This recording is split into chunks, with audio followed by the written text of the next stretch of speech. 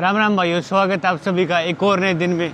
तो भाई आज सुबह सुबह अपने बैग पैक करके मैं निकल गया हूँ अपने हॉस्टल से। भाई वियतनाम मेरे को जाने नहीं दे रहा था। आज मेरा 7वां-8वां दिन है। 2-3 दिन पहले मैं कंबोडिया के लिए निकला था बाई लैंड बॉर्डर, उन्होंने तो डिनाई कर दिया। फिर मैं वापस अपने हॉस्टल में आ गया। तो अभी फाइनली मैं निकला हूँ एक और नई कंट्री के लिए, लाओस के लिए। तो मैंने अपनी फ़्लाइट बुक कर दी है, 3 घंटे बाद मेरी फ़्लाइट है। तो चलते हैं भाई। 7-Eleven से मैंने ले ली एनर्जी ड्रिंक। ये असली रेड बुल है भाई, जो हम आजकल कैन में पीते हैं वो उसके बाद आई थी। तो सबसे पहले रेड बुल आई थी ये वाली। तो ये मिलती है थाईलैंड और वियतनाम में। अभी मैं यहाँ से बस देखूँगा, बस मिल गई 5-7 मिनट में तो ठीक है भाई, वरना टाइम ख़राब ना करते हुए मैं ग्रैब बुक कर दूँगा एयरपोर्ट के लिए। एयरपोर्ट यहाँ से मेरे हॉस्टल से ज़्यादा दूर है नहीं, मैक्सिमम से ही मैक्सिमम 7-8 किलोमीटर होगा। तो भाई ज़्यादा टाइम ख़राब ना करते हुए मैं एक बार बस देखूँगा 5-7 मिनट तक। अगर बस का रूट पर पता लग गया तो ठीक है, वरना मैं यहाँ से कर लूँगा ग्रैब। एयरपोर्ट यहाँ से पड़ता 8 किलोमीटर। टोटल लेगा ग्रैब वाला 200-250 रुपये। भाई लेट नहीं करेंगे, चलेंगे अभी आज।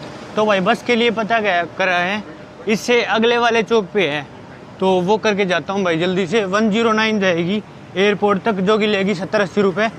अभी देखते हैं भाई कितने रुपए लेगी। वियतनाम भाई जैसे बोल रहा है तू मत जा। अभी मेरा पैर मुझ गया था कि मौज आ जाती, कितनी बड़ा बच्चा हूँ।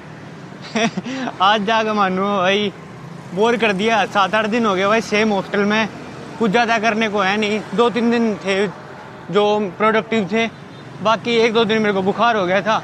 मैंने आराम से रेस्ट करा और अपना काम करा था। और लाओस के लिए भाई मैंने वीज़ा अप्लाई नहीं कर रखा, वीज़ा ऑन अराइवल के लिए अप्लाई करूँगा मैं। जाके देखते हैं भाई कैसे क्या कुछ प्रोसेस रहता है। भाई लाइट ग्रीन होते ही इतनी बाइक आ जाती हैं ये आपस में, और इतनी स्पीड से ट्रैफिक चलता है और कोई हॉर्न नहीं है। देखो इनका टूनिंग ही बहुत बढ़िया है। एक आधे बीच बीच में कोई हॉर्न मारता है, वरना ठीक इनका हिसाब है। और इनकी गवर्नमेंट ने मतलब गाड़ियों को ज़्यादा प्रोत्साहन ना दे के बाइकों को ज़्यादा दे रखा है, क्योंकि यहाँ इनके इतने बड़े चौड़े रोड तो है नहीं, तो गाड़ियों पर लेते हैं भाई ये 100% से भी ऊपर टैक्स। और स्कूटियों पे नहीं लेते इतना, स्कूटी 2 व्हीलर पे। तो इसीलिए यहाँ पे बहुत सारे 2 व्हीलर यूज़ करते हैं, ना कि गाड़ी। तो भाई मैंने बिना टाइम गवाते हुए ग्रैब भी कर दी है। ग्रैब पड़ी है 330 रुपये की। चलते हैं भाई। वैसे तो 2.5-3 घंटे रहते हैं फ़्लाइट के टेक ऑफ में, पर भाई आते टाइम इस एयरपोर्ट ने बहुत ज़्यादा टाइम लगाया था। सिक्योरिटी पे, इमिग्रेशन पे बहुत लंबी लाइन थी। तो टाइम ना ख़राब करते हुए चलते हैं भाई, क्या पता अब भी एयरपोर्ट पर टाइम लग जाए। तो भाई ग्रैब बुक करी थी, ग्रैब वाला आ गया है, वरना आइए भाई लेने। भाई सीट बेल्ट लगा लेते हैं। So it is not allowed to stop here भाई। Okay, you don't know. भाई इसका इंग्लिश नहीं आती बिल्कुल भी। चलते हैं, वैसे ज़्यादा नहीं है, 15-20 मिनट का रास्ता है और टाइम है हमारे पास काफ़ी। अपने वाले जैसी ही है, कुछ खास ये भी वो सेम है इसका इंफोटेनमेंट सिस्टम। भाई कैब से उतर गए हैं, चलते हैं। अभी 20 मिनट में उतार दिया भाई कैब वाले ने। और इनका एयरपोर्ट भी देखो भाई, बाहर से ऐसा लग रहा है जैसे रेलवे स्टेशन है अपना। एयरपोर्ट के अंदर ऐसी एंट्री दे दी, ना कोई चेकिंग है ना कुछ और है, सीधा एंट्री कर जाओ। अपने वहाँ तो एंट्री में भी टिकट चेक करते हैं भाई, यहाँ पे तो मैं सीधा घुस गया ऐसे ही। भाई ये कितनी लंबी लाइन है यार, 1 घंटे में नंबर आएगा और 1.5 घंटे। ओ भाई वहाँ से शुरू है ये पूरी लंबी लाइन, कितनी देर में नंबर आएगा? 2:15 हो रहे हैं। तो टोटल ये मान लो 4:15 बजे की मेरी फ़्लाइट है। 2 घंटे, 1 घंटा तो इसमें ना लग जाएगा यार, लेट हो जाऊंगा ऐसे तो। भाई एंट्री करते ही सबसे पहले तो मैंने बोर्डिंग पास लिया। उसकी वियट जेट की इतनी लंबी लाइन थी जिसकी कोई हद नहीं। मैं तो आगे चला गया, मैं हो रहा हूँ लेट, ठीक है। वहाँ पे फिर मेरे बैग में वेट ज़्यादा, लैपटॉप हाथ में निकाला, 2-3 जो भारी चीज़ें थी वो पॉकेट में डाली। फिर भी मेरा 7.5 किलो था, कुछ बोला नहीं उन्होंने। 7 किलो ये अलाउड होता है एक बैग के साथ। ये नेक कवर है, ये अपने नेक पे लगा लिया मैंने। फिर भाई मैं गया इमिग्रेशन काउंटर पे, वहाँ पे तो इतनी लंबी लाइन थी ना, मैं सबसे आगे चला गया, कम से कम 100 बंदों के आगे चला गया। मैं कहा मेरी फ़्लाइट है आधे घंटे में, वो थी मेरी 1.25 घंटे में। भाई उनकी बदल तो वहीं खड़ा रहता। और इतने ढीले हैं ना ये वियतनाम एयरपोर्ट वाले, जिसकी कोई हद नहीं। मतलब इतनी लंबी लंबी लाइन है, इनसे मैनेज नहीं हो रही चीज़ें, ठीक है। उसके बाद सिक्योरिटी चेक इन करके अभी आया हूँ भाई। आज इन्हें साथ चढ़ा दिए थे, मैं कहा आज गई, अब यहाँ से लाओस की फ़्लाइट में लूँगा मैं, फिर उसके बाद मेरी म्यांमार की है, म्यांमार से फिर इंडिया की है भाई। ये मिस हो जाती है ना तो आगे की सारी मिस थी मेरी।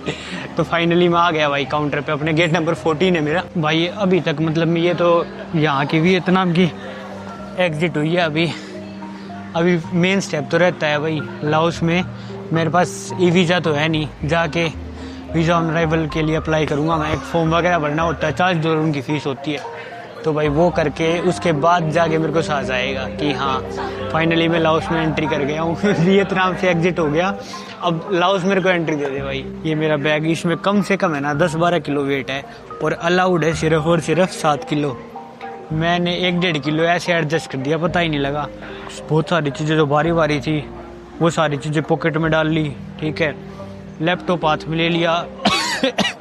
2-3 बंदे कोलकाता के थे, वो मेरे साथ ही लाइन में थे, उनको मैंने एक अपना वो स्नैक्स वगैरह का पाउच पकड़ा दिया, पानी की स्टील की बोतल पकड़ा दी एक के हाथ में भाई। इस तब जाके ये थोड़ा सा बैलेंस हुआ है भाई। ये एयरपोर्ट, इसका नाम तान सेन है, हो ची मिन्ह में। ये सबसे क्राउडेड एयरपोर्ट है और सबसे बड़ा है वियतनाम का। तब भी इनकी बिल्कुल मैनेजमेंट नहीं है, मतलब 2-3 घंटे लग जाते हैं। मैंने ऑनलाइन भी पढ़ा था कि सिक्योरिटी चेक इन वगैरह में कम से कम 4 घंटे पहले आओ अगर आपकी फ़्लाइट है। मैं फिर भी 2.5-3 घंटे पहले आया था भाई। इसके लिए तो कम से कम 5-5.5 घंटे चाहिए, तब जाके आप आराम से आके अपने मतलब श्योरिटी हो सकती है कि हाँ आपका सारी चीज़ें क्लियरेंस होके आप अपनी फ़्लाइट में चढ़ सकते हो। बिल्कुल भी मैनेजमेंट नहीं है। और यहाँ भी देख लो, मतलब भरा पड़ा है बिल्कुल, और ऊपर भी भरा पड़ा था ऐसे ही, लोगों की बैठने की जगह तक नहीं है। Thank you. बोर्डिंग हो गई है भाई शुरू। अभी टाइम हो रहा है 3:50। ये बस लेने आई है भाई।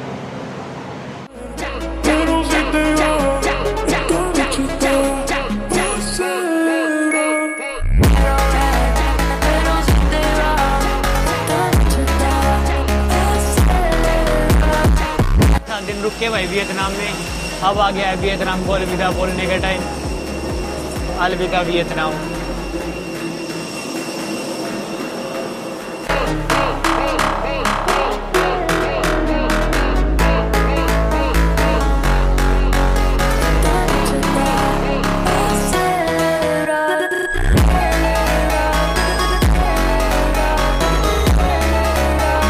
तो भाई इंडियंस के लिए लाओस में वीज़ा काफ़ी ईजी था, तो मैंने ई वीज़ा के लिए तो अप्लाई कर नहीं रखा था। वीज़ा ऑन अराइवल के लिए मैं लाइन में लग गया, तो वहाँ पे उन्होंने कुछ ज़्यादा कुछ पूछा नहीं। 1-2 तो ये फॉर्म भरवाए थे, ये मेरे गलती हो गई थी तो मैं ले आया इनको। तो एक फॉर्म भरवाया, उसमें बेसिक डिटेल्स थी पासपोर्ट के बारे में, कब पासपोर्ट एक्सपायर होगा ये वो। और भाई और किसी से तो उसने कुछ पूछा नहीं, सिर्फ मेरे से ही पूछा था मेरा पासपोर्ट देखे कि हाँ इंडियन पासपोर्ट है, कि कितने पैसे हैं आपके पास। मैं कहा $500-700 है, दिखाओ भाई। सारे देखे उसने, रिटर्न टिकट देखी उसने, बाकी और किसी की भी नहीं देखी भाई। और फिर भाई उसने 1-2 चीज़ें और पूछी थी, कहाँ स्टे करोगे, अगला देश कहाँ है, कौन सा जाओगे, टिकट दिखाओ, ठीक है। तो मैंने दिखा दिया था, बस इतना ही प्रोसेस था। बाकी उस टाइम प्रोसेस में लग गया टोटल आधा-पौना घंटा लग गया भाई। लाइन काफ़ी लंबी थी, यही था। स्टिकर वीज़ा चिपकाया भाई, मेरे पासपोर्ट पे पहला स्टिकर वीज़ा है। अभी चलते हैं यहाँ भाई। सबसे पहले तो भाई मेरे को सिम का जुगाड़ करना है, क्योंकि मैंने एयरपोर्ट से सिम ली नहीं। अभी बाहर से देखूँगा कहीं से सिम मिल गई तो, वरना मतलब अपनी ग्रैब करूँगा। अपने हॉस्टल के 4 ही किलोमीटर है। जब मैं वियतनाम में था, मैं प्रॉपर देख के आया था और मैंने मैप भी डाउनलोड कर लिया था। तो यहाँ देखता हूँ, मतलब अगर मिल गई तो ठीक है, वरना कल भाई हॉस्टल से निकल के देखेंगे सिम के बारे में। अब एक बार रूम तक पहुँच जाऊँ मैं कैसे न कैसे करके। तो भाई एयरपोर्ट के बिल्कुल जो अंदर था ना, वहाँ तो 900 रुपये की सिम दे रहा था। अभी मैंने लिए यहाँ पे ये वाला प्लान 10 दिन का 15 GB, और ये इतने में ये पड़ गया मेरे को कुल 450-60 रुपये का।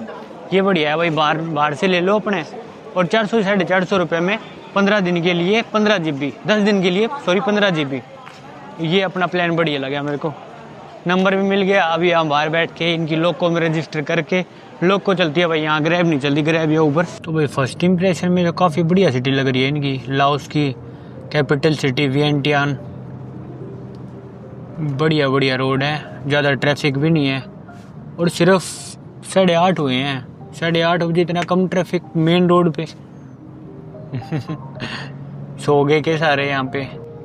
यार एक मार्केट से लग रही है भाई, मेरे हॉस्टल के पास ही आई थिंक। यार बैठ के लोग खान खून लग रहे हैं आराम से।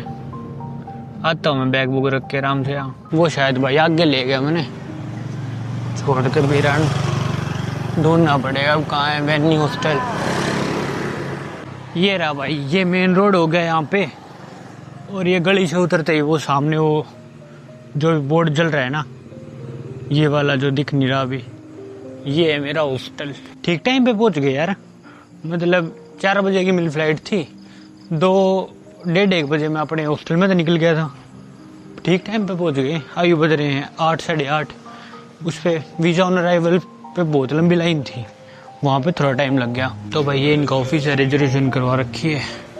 मेरा हॉस्टल उस साइड आई थिंक। ये बढ़िया एरिया है बैठने का भाई।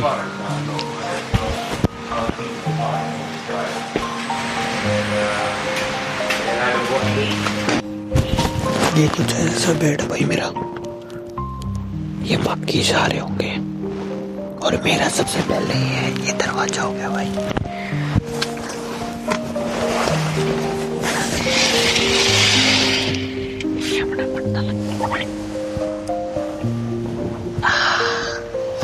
बहुत ही आराम से लाओस में। ओके बाय, चेंज करके अपने बैठता हूँ भाई। ठीक है बाय। तो भाई आराम से बैग रख के मुंह मा धो के अपने आधा 1 घंटा रेस्ट करके, और मैं यहाँ पास में मैंने काउंटर पे पूछा था हॉस्टल वाले से कि अभी यहाँ पे कुछ खाने वाने का मिलेगा, क्योंकि अभी बच गए यहाँ पे 10। बोले हाँ पास में एक मार्केट है, यहाँ सीधे जाओगे आप, मतलब 500 मीटर दूर ये मार्केट थे भाई। मेरे पास कैश तो था नहीं, तो मैंने $10 की ये चेंज करवा लिए। 2 लाख दिए भाई। बन तो रहे थे 2,16,000, पर ठीक है भाई, 2 लाख भी दे दिए तो ठीक है। ये चीज़ें मिल रही हैं भाई। ये मुर्गे के पैर हो गए, और ये पता नहीं क्या क्या ये हैं। ये चिकन बता रहे थे, ये सारे मतलब KFC जैसा चिकन है। शुगर केन की, और यहाँ पे बहुत सारे ठंडे वगैरह, और बियर यहाँ ऐसे ही मिलती है कॉमनली। सिगरेट हो गए, ये कुछ पता नहीं भाई क्या है ये। यहाँ आगे तो नाम ही समझ में नहीं आ रहे, ना नाम पढ़ सकता ना कुछ और, ना डिस्क है कुछ भी नहीं। ना इंग्लिश में लिखा हुआ कहीं पे भी। ये मैक्सिमम पोर्क है भाई, मैंने पूछ लिया इनसे। ये अंडे वैसे अंडे है भाई जो हम देखते नहीं है कि इसमें मुर्गी का बच्चा जो होता है वो ऑलरेडी पनप चुका है, तो उनको बीच में ही मतलब निकलने से पहले उबाल देते हैं जिंदा को। अब मैं खोल लूँगा तो इसके अंदर मुर्गी का छोटा सा वो बच्चा निकलेगा। भुट्टे वही है, देख वही अंडे है, थोड़ा सा निकला भी हुआ है, मतलब दिख तो नहीं रहा मेरे को कुछ, पर ये वही अंडा है, मैंने पूछ लिया। ये भाई बहुत गंदी बदबू आ रही है, कच्चा है कुछ, क्योंकि ये कुछ माड़, ये सारा पोर्क हो गया। ये वही दुकानें हैं भाई। इस आंटी के पास खाऊंगा भाई मैं चिकन।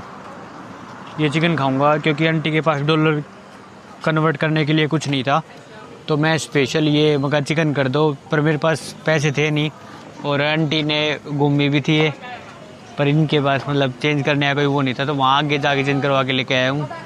मतलब $10 2 लाख कीप दे दिए भाई, कीप इनकी करेंसी का नाम। तो अभी ये चिकन का 1 पीस खा के और जाके हॉस्टल में सोऊंगा भाई। तो भाई ये चिकन करवाया है। What is this? Pork. And this? But duck. Okay duck. ये कुछ सॉसेज है भाई। दिस इज चिकन और pork? Chicken. And what is this? Okay liver सा भाई। This is pork. Pork. Okay. And what is this? Pork. ओ भाई सारा इस सुअर का मांस ले रही है आंटी ने। तो भाई 200 रुपये का चिकन करवा लिया, और ये दे दिए भाई, इससे खाओ। ये इससे मेरे को खाना नहीं आएगा अभी, दिक्कत होगी। और थोड़े से चावल करवाए हैं, ये तो चल खा भी लूँगा मैं। आज तो चावल क्यों कर खाऊँगा।